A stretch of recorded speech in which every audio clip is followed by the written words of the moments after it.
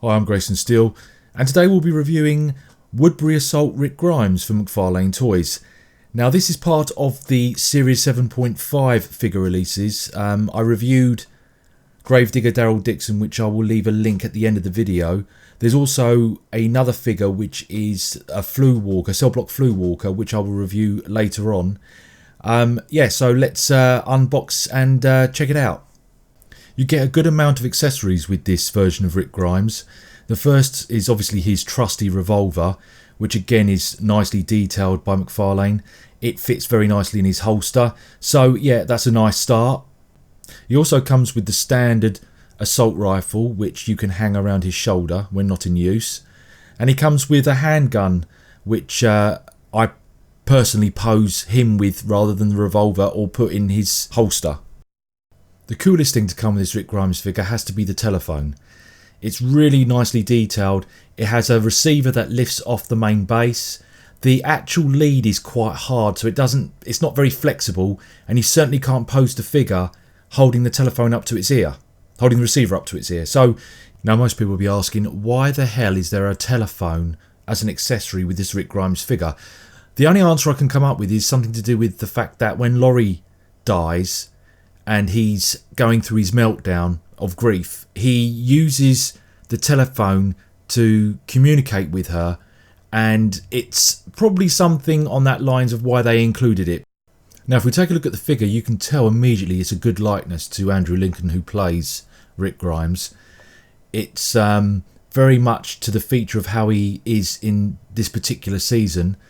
The paint job on his face is very nicely done. The beard, the expression, the wrinkles in his face, very nicely done. Bit overly painted than compared to his other predecessor figures, but a good likeness and a good look nonetheless.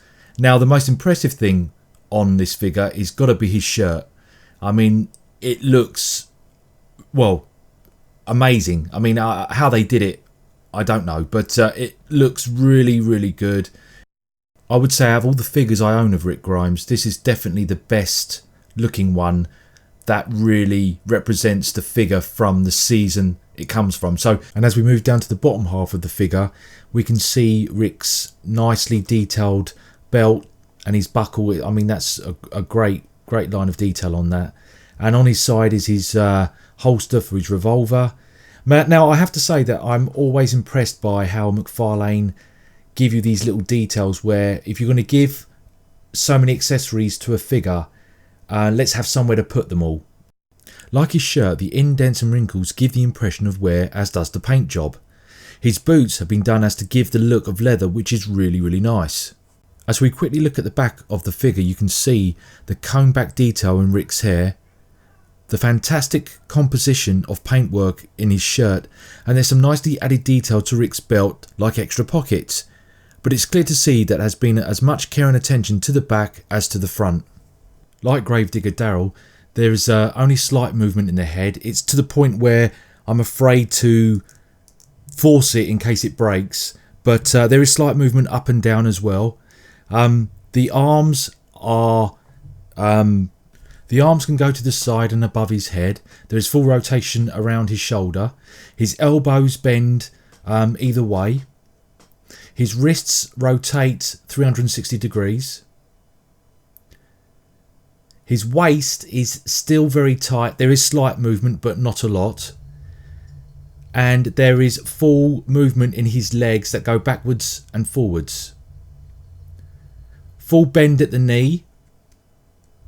And full rotation around the knee, and slight movement with his feet, with his ankle.